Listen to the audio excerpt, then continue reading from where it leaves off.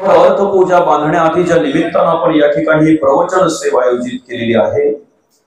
आपल्या या वासिंद गावातील आणि हे शेलार परिवार, या शेलार परिवाराचे पिताश्री कैलासवासी हरिभक्त परायण लक्ष्मण बाळू शेलार बाबांना बुधवार दिनांक 16 जुलै 2025 रोजी देवाज्ञा झाली।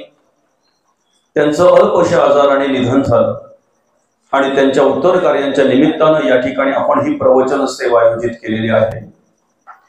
बाबांच्या पश्चात आमच्या आईसाहेब असतील, अर्थात लक्ष्मीबाई लक्ष्मण शेलार, त्याचप्रमाणे आमच्या ताईसाहेब असतील, विद्या सुरेंद्र सातवी, त्याचप्रमाणे आमचे दादा असतील, अर्थात रवी लक्ष्मण शेलार, ज्ञानेश्वर लक्ष्मण शेलार आणि महेंद्र लक्ष्मण शेलार। अशा प्रकारे हा शेलार परिवार आणि त्याचप्रमाणे लक्ष्मण बाबांबद्दल जर सांगायचं झालं तर ही 4 भावंड, आमचे नारायण बाबा असतील, आमच्या लखो आत्या असतील, त्याचप्रमाणे आमच्या मंदा आत्या असतील आणि आमचे ज्यांच्या उत्तर कार्यांच्या निमित्ताने या ठिकाणी आपण प्रवचन सेवा केलेली आहे, आयोजित केलेली आहे, लक्ष्मण बाबा कैलासवासी। खरं तर हा संपूर्ण शेलार परिवार अर्थात पाटील परिवार नाही का, वासिंद येथील भूमिपुत्र, वासिंद येथील रहिवासी पाटील परिवार आणि असा मोठा परिवार, ह्या मोठ्या परिवारामध्ये बाबांनी अतिशय चांगल्या प्रकारे कार्य केलं। विशेष म्हणजे आपल्या मुलांचं संगोपन केलं, त्यांच्यावर चांगल्या प्रकारे संस्कार केले आणि या ठिकाणी सांगावंसं वाटतंय की माणसाने माणसाच्या आयुष्यामध्ये माणसाच्या जन्मात आल्यानंतर जे कार्य माणसाने करायला पाहिजे ते कार्य आपल्या लक्ष्मण बाबांनी केलं, कारण ते हरिभक्त परायण होते, बरं का, माळकरी होते। कारण आम्ही आमच्या संसारासाठी प्रपंचासाठी बरंच काही करत असतो, आमच्या मुलाबालांसाठी आम्ही बरंच काही करत असतो, पण आम्ही या सगळ्यांसाठी जगता जगता स्वतःसाठी जगायचं विसरून जातो, बरं का। आम्ही सगळ्यांची व्यवस्था करता करता आमची स्वतःची व्यवस्था विसरून जातोय। अशी बरीचशी माणसं आम्हाला या समाजामध्ये पाहायला मिळतात, या जगामध्ये अशी बरीचशी माणसं आम्हाला पाहायला मिळतात की इतरांसाठी जगता जगता स्वतःसाठी जगायचं राहून जात आहे आणि मग वृद्धाप काळामध्ये त्यांना त्याचा पश्चाताप होतो, अरे सगळ्यांसाठी जगलो रे पण स्वतःसाठी कधी जगायलाच भेटलं नाही। सगळ्यांची व्यवस्था करता करता, बरं का, आज जर पाहायला गेलं तर माणसाची जी धावपळ चालू आहे ना, प्रत्येकाच्या मुखातून एकच ऐकायला मिळते, पोराबालांसाठी करून ठेवलं पाहिजे, मुलाबालांसाठी करून ठेवलं पाहिजे, जे आहेत आपल्यावर आधारित त्यांच्यासाठी करून ठेवलं पाहिजे, 100% खरं आहे, त्यांच्यासाठी आपण सगळं काही करून ठेवलं पाहिजे। पण एक आपण आपल्या जीवनाचा मार्गक्रमण करत असताना विचार केला पाहिजे की त्यांची सगळ्यांची व्यवस्था करता करता आपल्या स्वतःसाठी काही केलंय का आपण। आणि मी म्हणेन ज्यांच्या उत्तर कार्यांच्या निमित्ताने या ठिकाणी ही आपण प्रवचन सेवा आयोजित केलेली आहे, बाबांनी मुलाबालांसाठी खूप काही करून ठेवलं असेल, बरं का, पण त्यापेक्षा विशेष म्हणजे माणसाने माणसाच्या आयुष्यामध्ये आणि माणसाचं आद्य कर्तव्य जे आहे ते कर्तव्य बाबांनी पार पाडलं, ते कार्य बाबांनी केलं आणि हरिभक्त परायण असताना, माळकरी असताना, देवाचा परमार्थ देवाचं नामचिंतन करत असताना खऱ्या अर्थानं वयाच्या 69व्या वर्षी तुमचा आमचा या ठिकाणी निरोप घेतला। खरं तर जाणं हे प्रत्येकाला आहे, मृत्यू प्रत्येकाला आहे ना, मृत्यू कोणाला चुकणार आहे का? यद दष्टम तद नष्टम, जे दिसतंय ते नाचतंय, बरं का। आणि ज्याचा जन्म झालेला आहे ना, जन्माबरोबरच आपल्याला आपला जोडीदार जर कोणी असेल, खरा जोडीदार, बरं का, कधीच तो सोडत नाही आपल्याला, किती काही होऊ द्या, त्याचा किती द्वेष करा, मत्सर करा, तिरस्कार करा, त्याचा अपप्रचार करा, त्याचा किती काही करा, तरी तो कधी आपल्याला सोडत नाही। असा खरा जर माणसाचा कोणी जोडीदार असेल जन्माला आल्यापासून, तर तो म्हणजेच मृत्यू आहे, तो मृत्यू आहे, शेवटपर्यंत सोडत नाही तो, बरं का।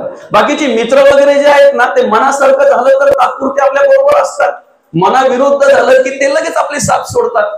घरातले सुद्धा आपल्या बरोबर कुठपर्यंत असतात, त्यांच्या मनासारखं जोपर्यंत आपल्याकडून होतंय ना तोपर्यंत ते आपल्यावर प्रेम करतात, त्यांचं प्रेम ओसंडून जात असतंय, नाही पण एकदा मनाविरुद्ध झालं, त्यांच्या आशा अपेक्षा जर आमच्याकडून पूर्ण झाल्या नाहीत की लगेच त्यांचं प्रेमही ओसरलं जातंय, अर्थात आटलं जातंय प्रेम त्यांचं. पण ऐका, जन्म झाल्यापासून शेवटपर्यंत आम्हाला जर आमच्या बरोबर आमचा सांगाती कोणी जर असेल तर तो म्हणजेच मृत्यू आहे.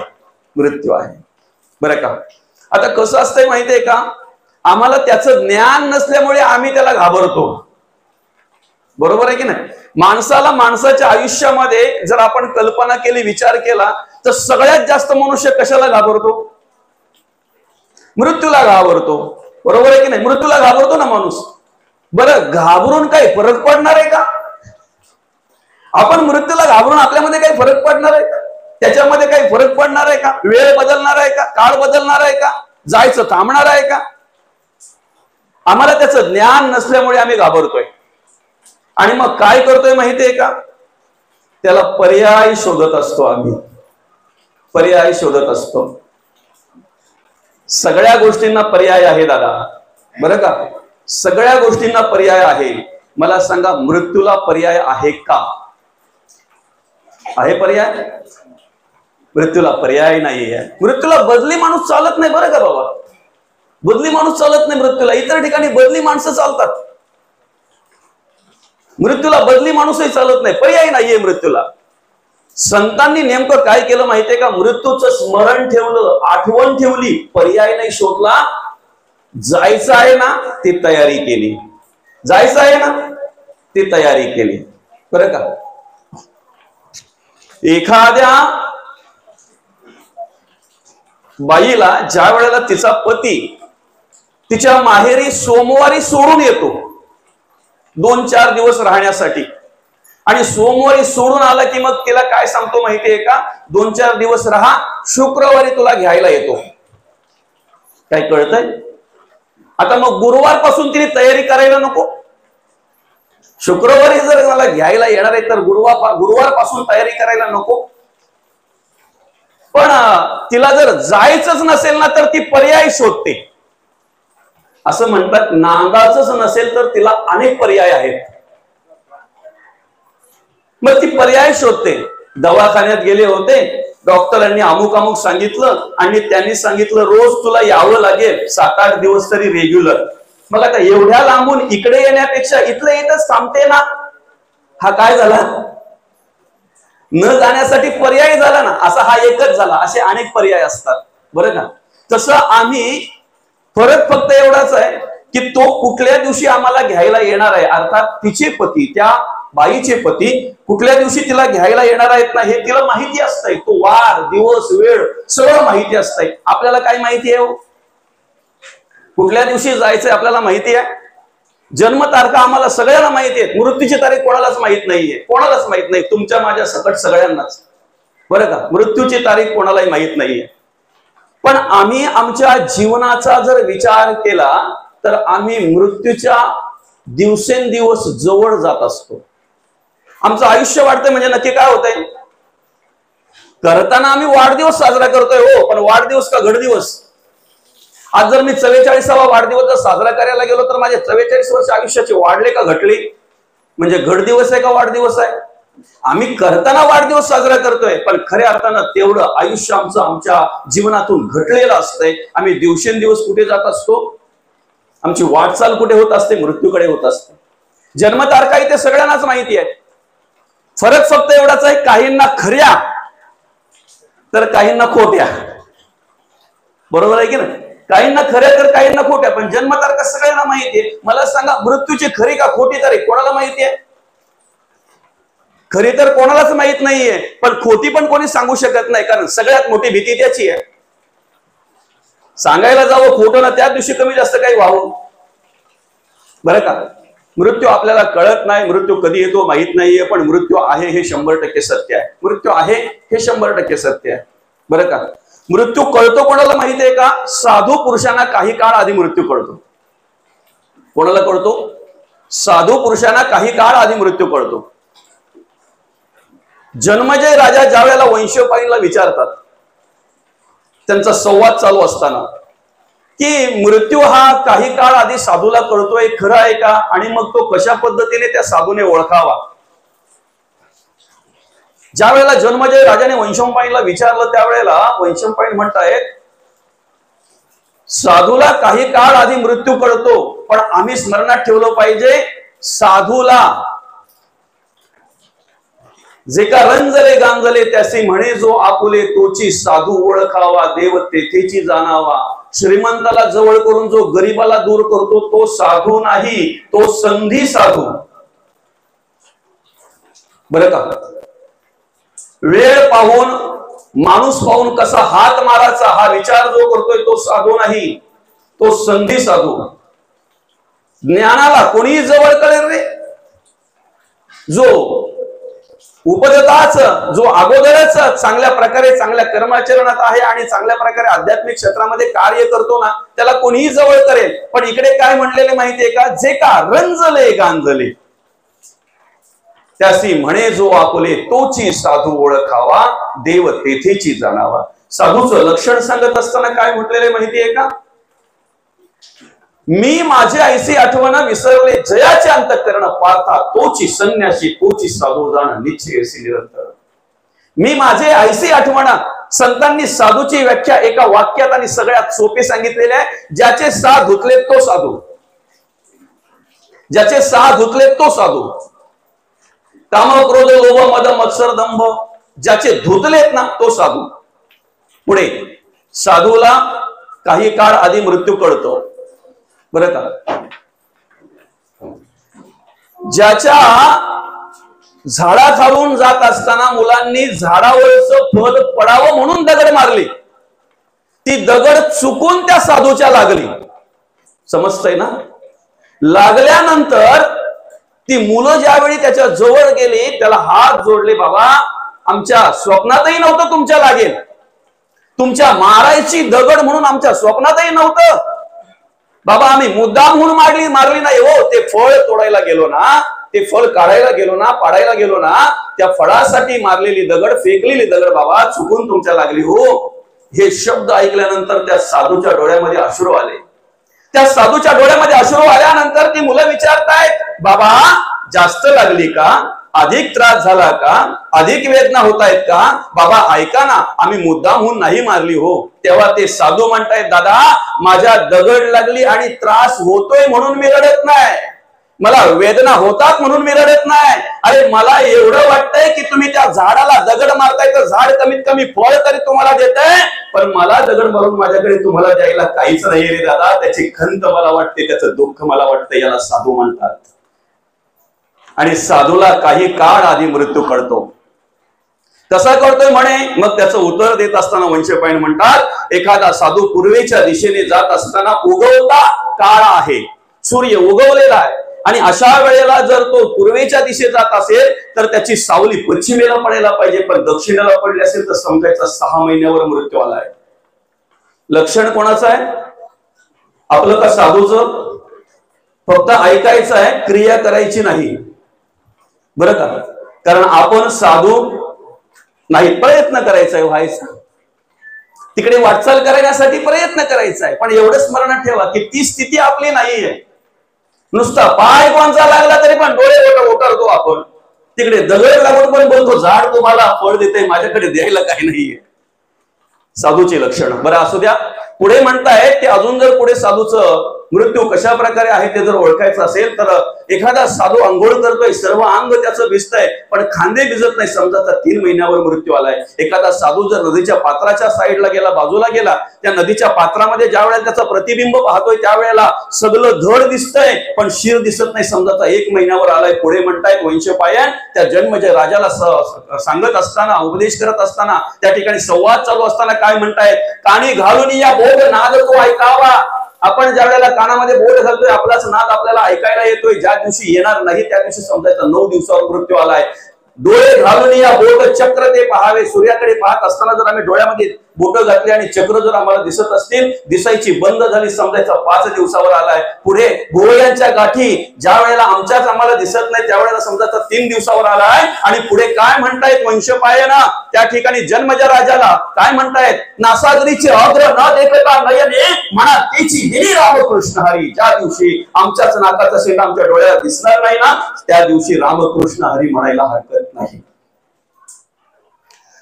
आता महत्वाचा विषय असा आहे, आम्ही साधू नाहीत, मग तरी सुद्धा आम्ही का ऐकावं? त्याला कारण आहे. आम्ही पूर्वेकडे जाऊन आणि दक्षिणेकडे की पश्चिमेकडे आमची सावली पाहायची गरज नाहीये. आमचे खांदे दिसतात की ते कोरडे आहेत हे पाहायची गरज नाहीये.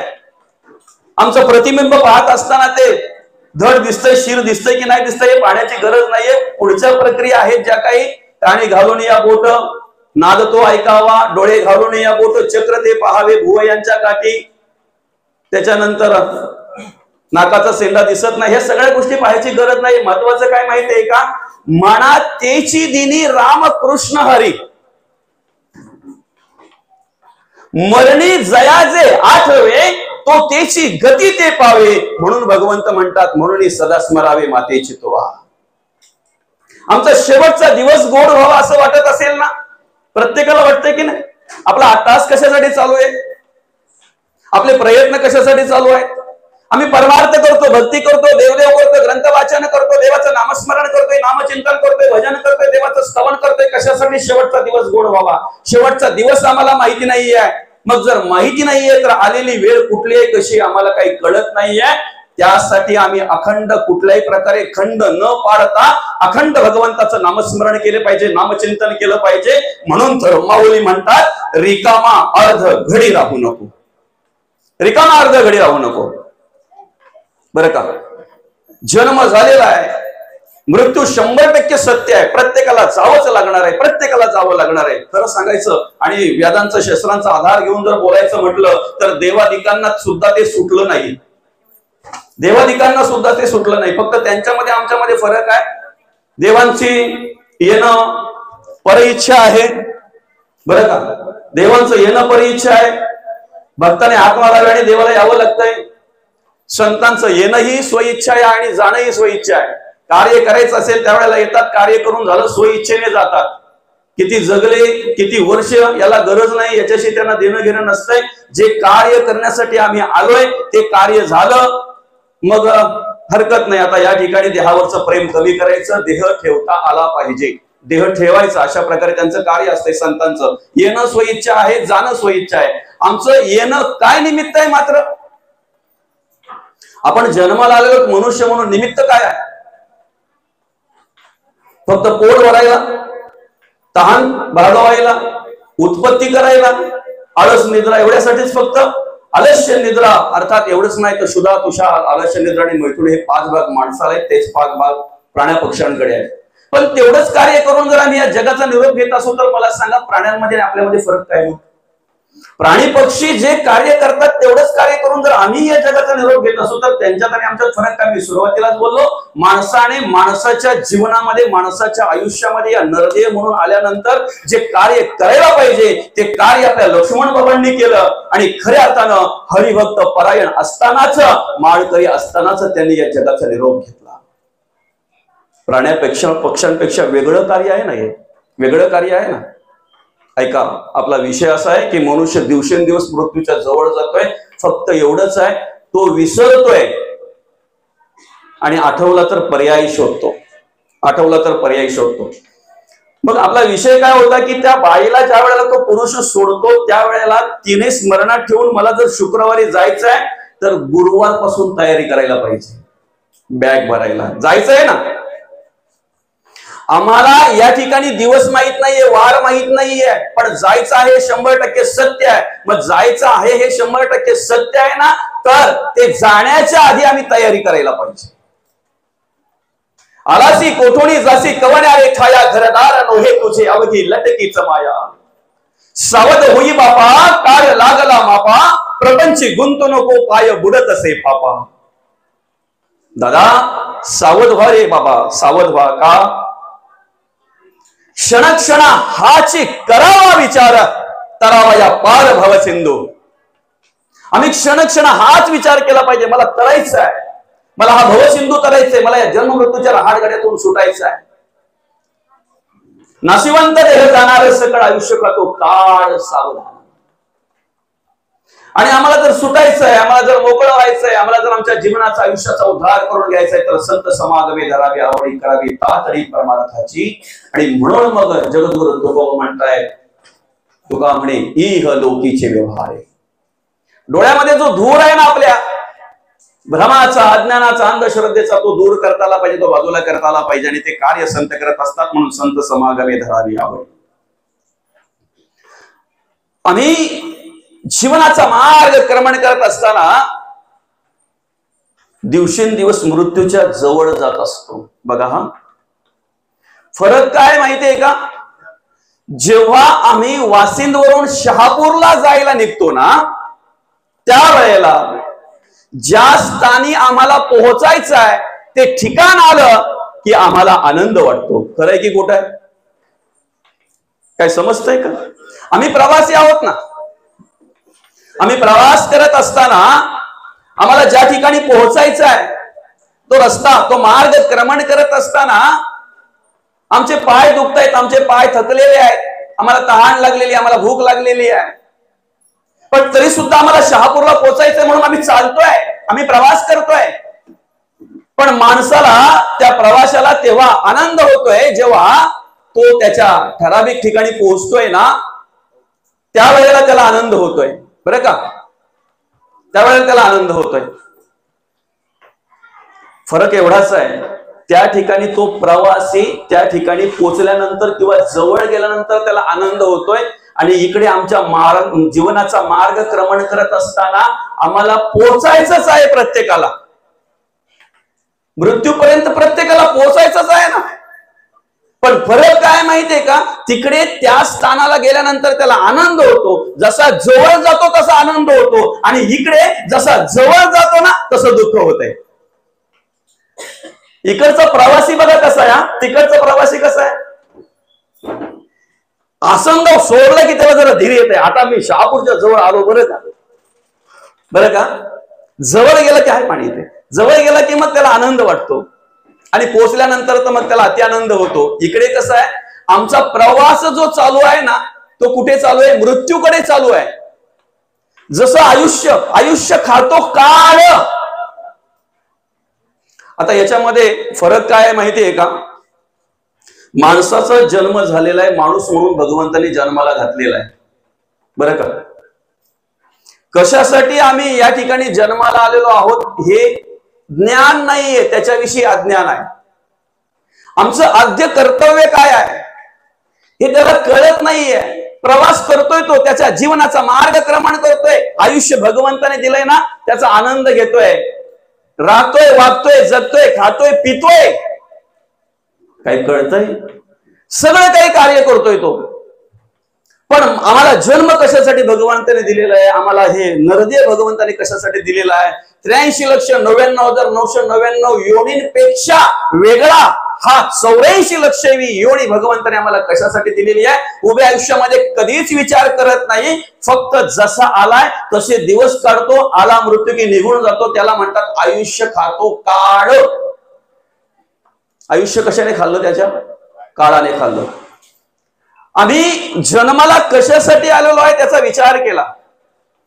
आम्हाला भगवंताने हा नरदेह कशासाठी दिलेला आहे? प्राणी पक्षी ग्रंथ वाचू शकत नाही. आता श्रावण चालू आहे की नाही, मग आपल्या आळीतले, आपल्या सोसायटीतले, आपल्या आजूबाजूचे अनेक वारकरी, अनेक वेगवेगळ्या संप्रदायाची माणसं एकत्र येतात, आणि मग ते विचार करतात आता श्रावणामध्ये आपण कुठला तरी ग्रंथ वाचायला घ्यायला पाहिजे. बरोबर आहे की नाही? आणि मग असे अनेक 20-25 का अधिक जण एकत्र येऊन एखाद्या मंदिरामध्ये किंवा एखाद्या धार्मिक स्थळी ते काय करतायत? ग्रंथ वाचन सुरू करतायत. कधीतरी श्रावण निघाला म्हणून कुत्र्यांनी हा विचार केलाय का? प्राण्या पक्ष्यांनी कधी विचार केलाय का? पक्ष्यांचे थवेच्या थवे तुम्हाला पाहायला मिळतील, पण ते थवे हे काम नाही करणार. त्यांचा समूह नसतो का पक्ष्यांचा? प्राण्यांचा समूह नसतो का? थवेच्या थवे आम्हाला पाहायला मिळतात, पण ते हे काम नाही करत. देवाचं कार्य, धर्माचं कार्य, देशाचं कार्य, देवाचं नामस्मरण, भक्ती परमार्थ करण्यासाठी आम्हाला हा नरदेह दिलेला आहे. आणि भक्ती परमार्थ करत असताना आमचं जे आद्य कर्तव्य आहे धर्माचं पालन. पहिला मनुष्य म्हणून जन्माला आल्यानंतर पहिला आमचा धर्म आहे खरा तो एकच धर्म, जगाला प्रेम अर्पावे. पहिला धर्म आहे. माणूस म्हणून जन्माला आल्यानंतर प्रत्येकाचा हा पहिला धर्म आहे, जगाला प्रेम अर्पावे. त्या जगामध्ये माणसं तर आलीच आली, पण प्राणी पक्षी पण आले बरं का. जगामध्ये माणसं तर आलीच आली, पण प्राणी पक्षी पण आले. प्रेम अर्पावे. किती रजोगुणी माणूस आहे हो. माणसाच्या मैतावर जर गेला ना तर घरी आल्यानंतर तो शर्ट पॅन्ट बाहेरच्या बाहेर काढून टाकतो. बाबा खरं आहे की खोटं आहे? आंघोळ केल्याशिवाय कशाला स्पर्श करत नाही तो. आईसाहेब खरं आहे की खोटं आहे? कशाला स्पर्श करत नाही तो. बरोबर आहे की नाही? का तर त्याला माहिती आहे मी मेलेल्या माणसाला त्या मैतावर जाऊन आलोय म्हणजे बाटलोय. बरं त्याला स्पर्श केलेला नसते बाबा त्यांनी, मढ्याला स्पर्श केलेला नसते. मढ्याला ज्याने स्पर्श केलाय त्याला याने स्पर्श केलेला असते. किती लांब पर्यंत करंट येते बघा याला. पण एकदा काय आंघोळ झाली, कपडे चेंज केले की लगेच मार्केटमध्ये बाजारात जाऊन अर्धा किलो पाव किलो एखादा प्राणीने तो पक्षी घेऊन येतोय. आता याच्यासाठी बोलून चालेल का जगाला प्रेम अर्पावे? चालेल बोलून? कारण त्या जगात ते पण आलं ना. माणसाने माणसाच्या आयुष्यामध्ये जे आद्य कर्तव्य करायला पाहिजे ना, ज्यांच्या उत्तरकार्यांच्या निमित्ताने ही प्रवचन सेवा आयोजित केलेली आहे. मला माहित नाहीये बाबांनी या मुलांसाठी किती संपत्ती कमवलेली आहे, पण मला माहिती आहे की या ठिकाणी खरी संपत्ती बाबांनी निर्माण करून ठेवलेली आहे. मुलांना स्वतः परमार्थ केला आणि परमार्थिक विचार मुलांना दिले.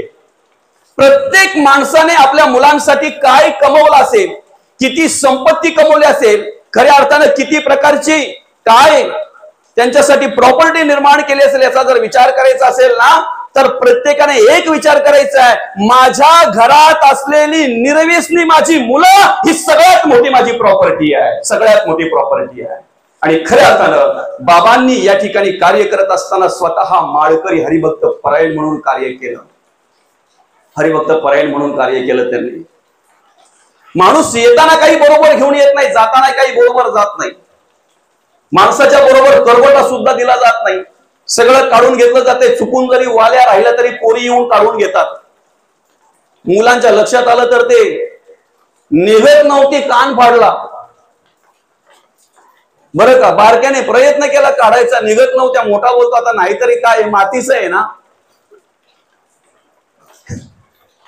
समजतंय? असू द्या, चला ठीक आहे. काही देत नाही, काही देत नाही. तुळशीचं पान तोंडामध्ये ठेवलं जाते. तुळशीचं पान तोंडामध्ये ठेवलं जातं. ते पण घाई गडबडीत तुळशीच भेटलं तर बरं, नाहीतर एखाद्या तुळशी वृंदावनामध्ये दुसरं पण तुळशीसारखं झाड निघालेलं असतंय ना. मी स्वतः बघितलेलं आहे. त्याला सांगितलं पण दादा ते पान तुळशीचं नाहीये. तो बोलतो राव दे ना, आता ठेवलंय ना, कशाला आरडाओरडा करताय. जो स्वतःची व्यवस्था स्वतः करतोय ना त्याच्या जीवनाचा उद्धार होत असतो. बाबांनी स्वतःची व्यवस्था स्वतः केली. ऐका, तुमच्या गळ्यात जर तुळशीची माळ असेल तर कोणाची हिंमत नाही काढायची. काढतात का? आणि ज्याच्या गळ्यात तुळशीची माळ आहे ना त्याच्या तोंडात तुम्ही तुळशीचं पान ठेवा, नाही तर नका ठेवू. त्याची त्याने व्यवस्था केलेली आहे. त्याची त्याने व्यवस्था केलेली आहे. आम्ही जिवंतपणे पिंडदान केलं ना देवाला. उठता बसता खाता पिता सगळं काही कार्य करता मी भगवंताचं नामस्मरण केलं, नामचिंतन केलं, मी देवाचं कार्य केलं, धर्माचं कार्य केलं, देशाचं कार्य केलं. जेवढं चांगलं जगता येईल तेवढं चांगलं जगलो, जेवढं चांगलं वागता येईल तेवढं चांगलं वागलो. आणि सृष्टीच्या नियमाप्रमाणे ज्या दिवशी आला ना त्या दिवशी आम्ही भगवंताचं नामचिंतन करत गेलो. यालाच खरं मृत्यूचा सोहळा म्हणतात. यालाच खरं मृत्यूचा सोहळा म्हणतात. आणि म्हणून आम्ही जसं पुढे पुढे सरकतोय की नाही प्रवासी म्हणून, तसं आम्ही आमची तयारी करायला पाहिजे बरं का. खर तर माणूस जसा वयस्क होतो ना तसा तसा एक एक इंद्रिय त्याचा निकामी होत जातो बरं का.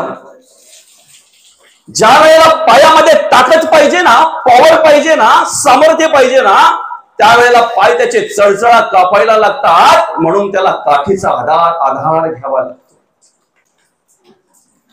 डोळे आहेत, इंद्रिय आहे, सामर्थ्य कमी झालं, दृष्टी कमी झाली. कान आहेत, कान इंद्रिय आहे, ऐकायला कमी यायला लागलं. हात आहेत, पाय आहेत, चळचळा कापायला लागलं, त्याच्यामध्ये सामर्थ्य राहत नाही. असाही माणूस जर बोलत असेल का मला जरा त्या मालावर घेऊन चला, मी तुम्हाला दाखवतो आपली हद्द कुठून येते,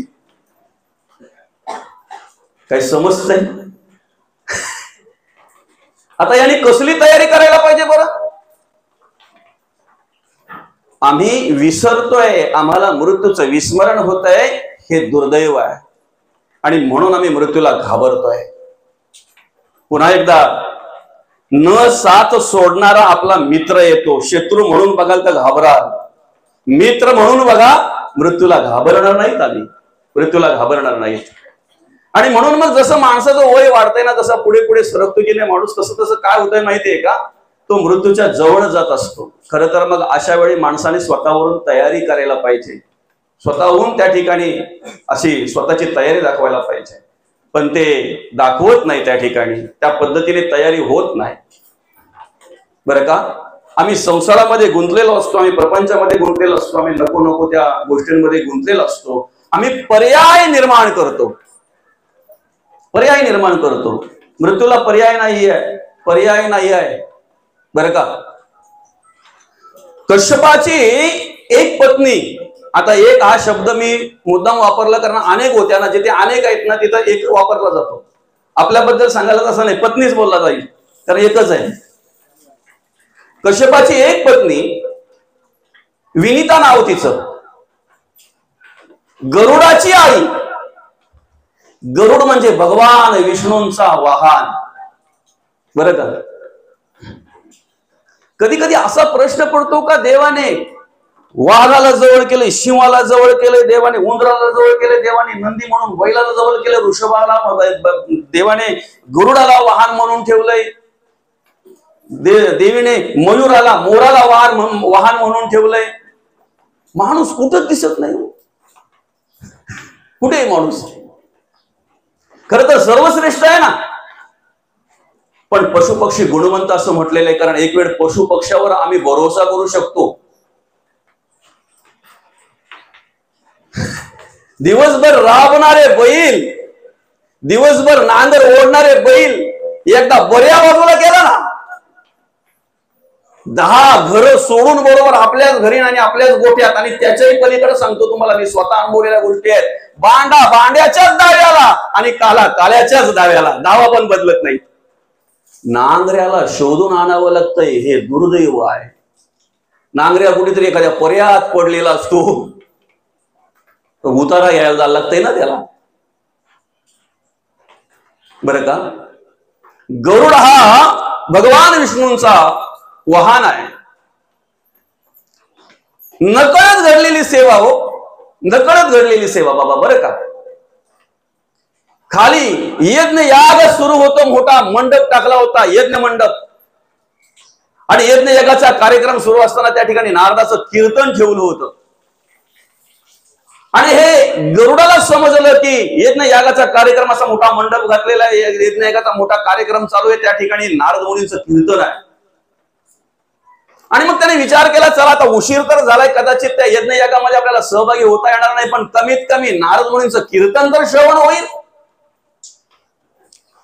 आणि याच उद्देशाने तो गरुड त्या यज्ञ मंडपामध्ये उतरला. पण येऊन पाहतोय तर कीर्तनही संपलं होतं. तेवढ्यात विचार केला, ठीक आहे कीर्तन नाही ना, पण ज्यांनी श्रवण केलंय त्यांचं दर्शन तर होईल. काही समजतंय का? ज्यांनी श्रवण केलंय ना त्यांचं दर्शन तर होईल. म्हणून उतरला त्या ठिकाणी, सगळ्यांचं अवलोकन केलं, सगळ्यांना बघितलं, सगळ्यांचं दर्शन घेतलं, आणि उठता उठता त्याने आपले पंख फडफडविले गरुडाने. ते पंख फडफडविल्यामुळे सगळा मंडप स्वच्छ होऊन गेला, सगळा केर कचरा बाजूला झाला. भगवान विष्णू म्हणतायत, स्टेजवर जायचं असेल तर सगळेच असतात, पण अंगठ्या टाकायला कोणी मात्र भेटत नाही. माऊली खरं आहे का खोटं आहे? एकदा स्टेजवरचा कार्यक्रम संपला ना बाबा, का ज्याचा तो चप्पल घालतो निघून जातो, अंतऱ्या उचलायचा कोणी विचारही करत नाही. त्यासाठी खास करून सांगावं लागतंय, दादा बाबा अरे अंतऱ्या उचला रे दादा, अंतऱ्या टाकायला या रे दादा. झाडायचं म्हटल्यानंतर, झाडलोट करायचं म्हटल्यानंतर मग तर ते पुढचं चालू काम. एखाद्याच्या हातात झाडू दिला का तो पहिले कपड्यांकडे पाहतो. कपडे कुठले घातलेत ना झाडू देतोय मला तो समजत नाही. कमीत कमी कोणाच्या हातात द्यायचं ते तर समजलं पाहिजे. बरं का, आध्यात्मिक विचाराचा माणूस त्याला म्हणतात, आध्यात्मिक कार्यक्रमामध्ये त्याच्या वाट्याला आलेली सेवा नम्रपणे जो स्वीकारतो आणि करतो त्याला म्हणतात आध्यात्मिक विचाराचा माणूस. त्याला परमार्थिक म्हणतात, त्याला शिष्य म्हणतात, साधक म्हणतात. आणि भगवान विष्णू या ठिकाणी विचार करायला लागले, हा मंडप झाडला कोणी, हा मंडप स्वच्छ केला कोणी. तेवढ्यात त्यांना सांगितलं, एक गरुड आला होता, त्याने उठता उठता पंख फडफडविले. नकळत घडलेली सेवा, त्याच ठिकाणी ती सेवा बघून भगवान विष्णूने सांगितलं, आजपासून तू माझा काय आहे, वाहन आहे. ऐका, कश्यपाची पत्नी एक, तिचं नाव विनीता, गरुडाची आई. गरुड भगवान विष्णूंचं वाहन असल्यामुळे त्याला कळलं की उद्या माझ्या आईचा मृत्यू आहे. आपला विषय काय आहे, आम्ही पर्याय शोधतो. मृत्यूला पर्याय नाहीये, मृत्यूला पर्याय शोधू नका, तयारीला लागा. संतांनी पर्याय नाही शोधला, संतांनी तयारी केलेली आहे, तयारी दाखवलेली आहे संतांनी. आमचं आद्य कर्तव्य काय आहे, एकदा ते काम झालं ना की मग थांबणे नाही.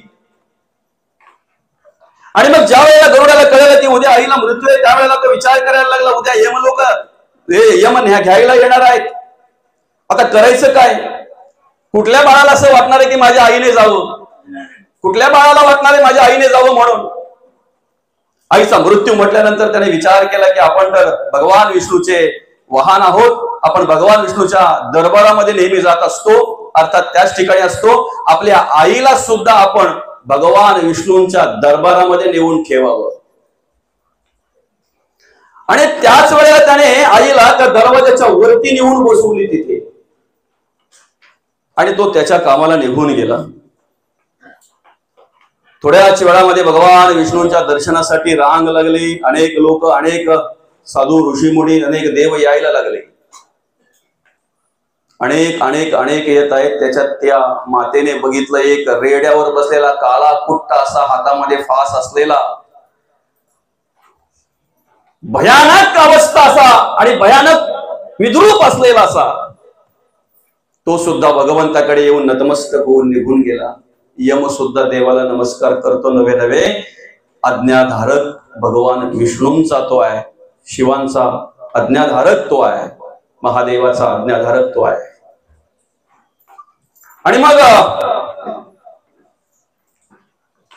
ठेवली तिथे आईला, तो निघून गेला गरुड. आईने हे बघितलं सगळं काही. थोड्या वेळामध्ये गरुड तिथे आले, आईला नमस्कार केला आणि आईला विचारलं, आई इथे कोणी आलं होतं का ग? आईने सांगितलं, बाळा दादा, अरे अनेक जण येऊन गेले रे, अनेक जण, पण एक जो काळा कुट्टा असा भयानक विद्रूप असा होता ना, रेड्यावर बसून आलेला, अशा दाढा बिड्या मोठ्या आणि त्याच्या हातामध्ये फास होता, तो माझ्याकडे बघूनच हसत होता रे, माझ्याकडेच बघून हसत होता. गरुड विचारग्रस्त झाला, इथेही जर तो येऊ शकतो तर इथून कधीही तो घेऊन जाईल, आता काय करावं? तशीच आईला काढली, गेला गेला गेला गेला अरण्यामध्ये गेला, अगदी लांब, जेवढा लांब पर्यंत जाता येईल तेवढा लांब गेला. आणि भयानक अशा अभयारण्यात जाऊन एका मोठ्या झाडाच्या डोलीमध्ये, जी झाडाची डोलीच म्हणतात ना त्याला बाबा, पोकळी, त्या पोकळीमध्ये त्या आईला ठेवली, झाडाच्या पोकळीमध्ये आईला ठेवली. आणि बिनधास्त झाला, निर्धास्त झाला. एवढा अभयारण्य आहे, इथे कोणी नाही आहे, कोणाला पत्ता नाही आहे. एवढ्या लांब माझ्या आईला आणि एवढा व्यवस्थित सुखरूप जर ठेवलेली आहे, तर आता यमाला म्हणावं ये. आणि निघून गेला तो. गेल्यानंतर भगवान विष्णूंच्या दरबारामध्ये गेला, अनेक जण आले, दर्शन घेऊन गेले. यमही आला आणि आता ही यम त्या गरुडाकडे पाहून असतोय. आता यम त्या गरुडाकडे पाहून असतोय. गरुड म्हणतोय, काल तो आईकडे बघून हसला, ठीक आहे, आता तुला टेन्शन मध्ये यायला पाहिजे होतं वास्तविक तू, पण तरी तू हसतोय, राहवतच नाही. म्हणून गरुडाने विचारलं यमाला, दादा का रे बाबा हसतोय? बरं का, काल पण तू आईकडे बघून हसला. म्हणे काल मी हसलो, काल मी चिंताग्रस्त होतो की देवाच्या समोर ही आई आहे, हिचा मृत्यू तर इथे लिहिलेला नाही, मग उद्या हिला न्यायचं कसं, ह्या विचारामध्ये मी त्या आईकडे बघून हसलो आणि आई आज तुझ्याकडे बघून हसतोय. त्याला कारण काय? तुझ्या आईचा मृत्यू जिथे लिहिलेला होता ना, तिथे मी तिला न नेता तूच तिथपर्यंत नेऊन दिलीस, त्याबद्दल मी तुझा आभारी आहे. जाऊन बघ, तुझी आई गेलेली आहे दादा. मृत्यूला पर्याय नाही, तयारी करा. समजतंय ना? कोणालाही कधी, आता तर पाण्याचा बुडबुडा फक्त आपण आतापर्यंत ऐकायचो, पण महिन्याला जर 25 प्रवचन असतील ना, तर कमीत कमी 10 प्रवचन आशांच्या उत्तरकर्यांचे असतात बाबा. तरुण पोरं हार्ट अटॅकने झटका येऊन गेलेली असतात. 10 प्रवचन ती असतात. 5 प्रवचन ही असतात. तरुण मुलं आहेत का इथे? जरा कान उघडे ठेवून ऐका. ऑनलाईन गेम खेळून बर्बाद होऊन आत्महत्या करणारी कमीत कमी तरुण मुलं महिन्याला 5 अशी प्रवचन असतात उत्तरकर्यांची. खंत वाटते जीवाला. हिंदवी स्वराज्य संस्थापक राजेश्वर छत्रपतींनी ज्या महाराष्ट्रामध्ये कार्य केलं, हिंदवी स्वराज्य संस्थापक राजेश्वर छत्रपतींच्या पदस्पर्शाने पावलं झालेल्या या महाराष्ट्रामध्ये आपण राहतोय. खऱ्या अर्थानं महाराजांचा आदर्श आम्ही घ्यायला हवा. स्वामी विवेकानंद कार्यकाळ फक्त 39 वर्ष, पण आजही प्रत्येक तरुणाने स्वामी विवेकानंदांचा आदर्श घ्यावा अशा प्रकारे त्यांनी कार्य केलं. खऱ्या अर्थानं ज्या ठिकाणी स्वामी विवेकानंदांचं कार्य आम्हाला पाहायला मिळतं, अशा हिंदुस्थानमध्ये आम्ही कार्य करतोय. अशाच वेळेला, अशाच ठिकाणी जर आमचा तरुण बर्बाद झालेला जर आम्हाला पाहायला मिळत असेल, आमचा तरुण व्यसनाधीन होऊन आपलं जीवन, आपलं आयुष्य बर्बाद करताना जर आम्हाला पाहायला मिळत असेल, तर खंत वाटणार नाही का? खंत वाटणार नाही? स्मरण ठेवलं पाहिजे आम्ही. एक दिवस जायचं आहे, मृत्यूला घाबरता कामा नये, तयारी केली पाहिजे. संतांनी काय कार्य केलं? घाबरले नाहीत मृत्यूला. एक दिवस जायचाच आहे प्रत्येकाला, पण त्या जाण्याच्या आधी काय करायचे? आम्हाला आमची व्यवस्था करायची, आमची तयारी करायची. बाकीच्या गोष्टींची व्यवस्था जी आहे ना, वडील मुलांची व्यवस्था करतात, मुलं वडिलांची व्यवस्था करतात, आई मुलाची व्यवस्था करते, मुलगा आईची व्यवस्था करतो. ह्या ज्या आपल्याला दृश्यात जी दिसते ना, चर्मचक्षुणी जी व्यवस्था दिसते, ती एकमेकाची आपण करू शकतो. पण माणसाची खरी व्यवस्था जी आहे ना, आज जगण्यासाठी म्हणावं, मरणोत्तर त्या प्रवासासाठी म्हणावं, ती व्यवस्था मात्र ज्याची त्यानेच करायची आहे. ती व्यवस्था कोणीही त्या ठिकाणी मदत करू शकत नाही, सहकार्य करू शकत नाही, आणि कोणीही कोणाची व्यवस्था करू शकत नाही. बरं का? आम्ही आमच्या जीवनाचा मार्गक्रमण करत असताना काय गोळा करतोय ना, कशा पद्धतीने वागतोय, जगतोय ना, हे महत्वाचं आहे. बरं का? एका राजाला सांगितलं, दादा उद्या अमुक अमुक टायमाला मी तुला घेऊन येतोय. यमाने सांगितलं, जागा तू ठरव, चल मी ठरवत नाही. काय सांगितलं? एका राजाला सांगितलं, उद्या अमुक अमुक वाजता तुला घेऊन येतोय, घ्यायला येतोय, अमुक अमुक वाजता उद्या. वेळ मी ठरवलेली आहे, दिवस मी ठरवलेला आहे, जागा तू ठरव. आता राजाला विचार पडला, उद्या येणार आहे, अमुक अमुक वाजता येणार आहे. इथं येऊन गेलाय, त्याला माहिती आहे मी इथं आहे, तो कधी पण येऊन मला घेऊन जाईल. त्याने पहिले रथी महारथींची सभा बोलावली. सगळे पंडित, सगळे मोठमोठे ज्ञानी वक्ते, सगळे त्या ठिकाणी, सगळे पाहणारे, ग्रंथ वाचन करणारे, शास्त्र माहिती असणारे, पुराण माहिती असणारे, विशेष म्हणजे पंचांगाचं ज्ञान असणारे सुद्धा सगळे बोलवले. कारण आम्हाला असं काय असलं का पहिले त्यांच्यावर पहिला आम्ही हे करतोय, नाही का? बाबा खरं आहे की खोटं आहे? काही माणसं आजही दिवस बघितल्याशिवाय घराच्या बाहेर पडत नाही. शुभ आहे का अशुभ आहे? दिवस बघितल्याशिवाय देवाची पूजा करत नाही. अरे इकडे माऊली म्हणतात, काळ वेळ नाम उच्चारिता नाही, दोन्ही पक्ष पाही उद्धरती. रिकामा अर्ध घडी राहू नको. आणि आम्ही आमोशाना पौर्णिमा बघत बसलोय, आम्ही शुभ आणि अशुभ दिवस बघत बसलोय. जरा तुकोबांचा अभ्यास करा, जरा तुकोबांच्या गाथेचा अभ्यास करा, मग तुम्हाला कळेल आम्ही कसं जगावं, कसं वागावं आणि कशावर विश्वास ठेवावा. प्रवास करत असताना कुठे एखादी मांजर आडवी गेली तर 5 पावलं लगेच मागे येतो माणूस. पण कधीतरी एखाद्या माणसाने बघितलंय का माणूस आडवा गेला म्हणून मांजर 5 पावले मागे आले, तिला काही फरक पडत नाही. तो आडवा झाला तर उभा झाला, काय फरक पडतो? फरक माणसाला पडतोय. खऱ्या अर्थाला सांगू का, मांजर आडवी गेली म्हणून तुमचं कधीच काम थांबणार नाही. होणार असेल ते होणारच. मांजर आडवी गेली म्हणून काम थांबणार नाही दादा. प्राण्या पक्ष्यांमध्ये तो विचारच नाहीये. कोणाला आडवाई आणि कोणाचं काम थांबवणं हा प्राण्या पक्ष्यांकडे विचारच नाहीये. पण माणूस जर आडवा गेला ना तर झालेलं काम सुद्धा थांबल्याशिवाय राहणार नाही. म्हणून बोलतो ना, सगळा झालता रे, पेपर हातात पडायचे, फाईल अख्खी तयार, कोणी काय झालं काय माहिती. माणूस आडवा गेला की त्या ठिकाणी मात्र अशी अवस्था होते की झालेलं काम सुद्धा थांबलं जातंय. म्हणून मांजर आडवी गेली तर 5 पावलं मागे येऊ नका, पण माणूस आडवा गेला तर पावलं यायची गरज नाही, कमीत कमी विचार करायला पाहिजे. आपण आपली बुद्धी भगवंताने आपल्याला दिलेली आहे, तिचा विचार करायला पाहिजे बरं का. आणि म्हणून खऱ्या अर्थानं या ठिकाणी कार्य करायचं असेल तर बघा, आम्ही तयारी केली पाहिजे. आम्ही घाबरता कामा नये. त्या राजाला सांगितलं वेळ जागा तू ठरवायची. आता त्याने सभा बोलवली, सगळ्यांना बोलवल्यानंतर मग त्या ठिकाणी विचारलं, बाबा असं असं आहे, सांगितलं सगळ्यांना. यम आला होता, त्यांनी सांगितलंय उद्या अमुक अमुक वाजता येणार आहे, तो येणार 100%. पण मला सांगितलंय त्याने जागा तो ठरवायची. आता तो इथे आला होता म्हणजे हे त्याला माहिती आहे सगळं. मग एक एक एक एक ज्याच्या ज्याच्या पद्धतीने तो सांगतो, महाराज असं करा, महाराज तसं करा, राजेसाहेब असं करा, राजेसाहेब तसं करा. शेवटी एकदम बोला, राजेसाहेब तुम्हाला सकाळपासून संध्याकाळपर्यंत जेवढं लांब पळता येईल ना, जेवढं लांब जाता येईल ना तेवढं लांब जा. त्याला दिसलंच नाही पाहिजे, त्याला समजलंच नाही पाहिजे. आणि तेच ऐकलं त्याने. आणि काय झालं, उद्या येणार आहे ना, आजपासूनच पळायला सुरुवात केली त्याने.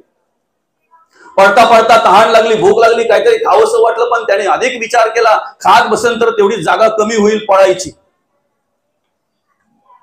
शेवटी त्याने वेळ जी सांगितली होती त्या वेळेपर्यंत तो पळाला पळाला पळाला पळाला. आणि पळता पळता आता पायांमध्ये त्राण राहिलो नाही, पाय चळचळा कापायला लागले, भुकेने व्याकुळ झाला. आणि बाजूला साचलेल्या एका झाडाच्या सावलीला राजा पडला. तिथे पडला, तो पडलाच. यम आला, बरं झालं, जागा तू ठरवली. अरे पण दादा तू तिथे आला होता ना. मी काय बोललो होतो, वेळ मी सांगितलेली आहे, दिवस मी ठरवलेला आहे, जागा तू ठरवायची. ही जागा मी ठरवली का तू ठरवले? अरे दादा, पर्याय शोधण्यापेक्षा जर घरात बसला असतास ना तर सगळ्यांच्या समोर भगवंताचं नामचिंतन करायचा, तू शेवटचा श्वास घेतला असता. पण तू पर्याय शोधल्यामुळे आता भुकेलेल्या आणि तहानलेल्या अवस्थेमध्ये इथे तुझा कोणच नाहीये, अशा अवस्थेत आता प्राण सोडतोय. आम्हाला सुद्धा आमच्या जीवनामध्ये हेच करायचं आहे. 1608 ते 1650 या कालखंडामध्ये, या दरम्यान जगद्गुरु तुकोबांनी कार्य केलं.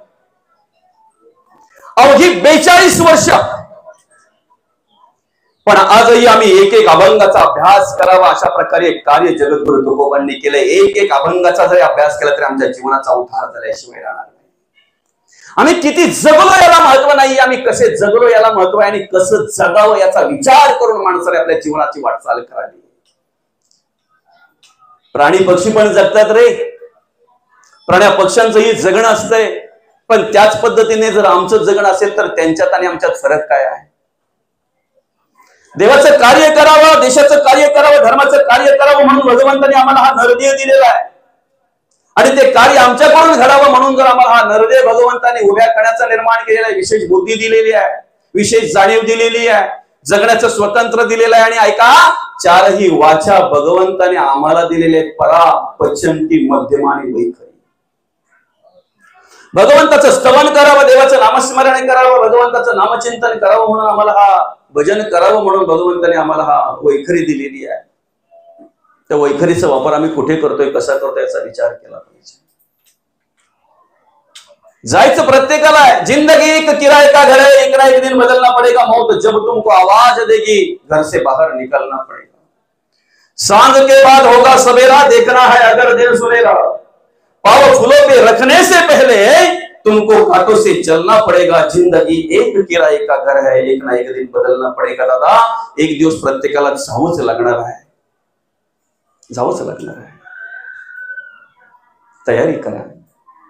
काय कारणास्तव आम्ही आलेलो आहे ते काम करा, ते कार्य करा. आद्य कर्तव्य म्हणून आमचं ते कर्तव्य आहे म्हणून त्या पद्धतीने जगा, वागा. 16व्या शतकामध्ये 2 जिजाऊ होऊन गेल्या. एक जिजाईने माझ्या तुकोबांना सहकार्य केलं आणि खऱ्या अर्थानं जगद्गुरु तुकोबांना सहकार्य केलं माझ्या आईसाहेबांनी. म्हणून 4-4.5 हजार अभंगाची गाथा आज आम्हाला मिळाली. काय अधिकार असेल त्या माया माऊलीचा, आईसाहेबांचा काय अधिकार असेल ज्या पांडुरंग परमात्म्याचं चरण स्पर्श व्हावं, चरण दर्शन व्हावं, ज्या पांडुरंग परमात्म्याला मी डोळे भरून बघावं, म्हणून वासिन पासून खऱ्या अर्थानं पंढरपुरापर्यंत पायी जातोय. त्याच पांडुरंग परमात्म्याने आमच्या आईसाहेबांचा पाय हातात घेऊन काटा काढावा. काय अधिकार असेल त्या आईसाहेबांचा. 16व्या शतकामध्ये दुसरी जिजाऊ होऊन गेली. राष्ट्रमाता राजमाता माँसाहेब जिजाऊ, त्या आईने, त्या मायमाऊलीने या महाराष्ट्रालाच नव्हे हिंदुस्थानला 2 छत्रपती दिले. मुठभर माऊली घेऊन हिंदवी स्वराज्याची स्थापना कशा प्रकारे करावी, प्रत्येकाला जगण्याचा वागण्याचा अधिकार कशा प्रकारे द्यावा, माझ्या आई बहिणीची वबरू वाचली पाहिजे, माझ्या आई बहिणीचं कुंकू वाचलं पाहिजे, माझ्या आई बहिणीचा न्याय मिळाला पाहिजे, माझ्या आई बहिणीला, माझ्या प्रत्येक शेतकऱ्याला न्याय मिळाला पाहिजे, माझ्या प्रत्येक माणसाला न्याय मिळाला पाहिजे. सुरुवातीला काय सामर्थ्य होतं जवळ? मुठभर मावळे घेऊन रायरेश्वराच्या मंदिरामध्ये शपथ घेतली आणि वयाच्या अवघ्या 16व्या वर्षी तोरणा किल्ल्यावर पहिलं स्वराज्याचं तोरण बांधलं. निश्चयाचा महामेरू, बहुत जनाची आधारो, अखंड स्थितीचा निर्धार, श्रीमंत योगी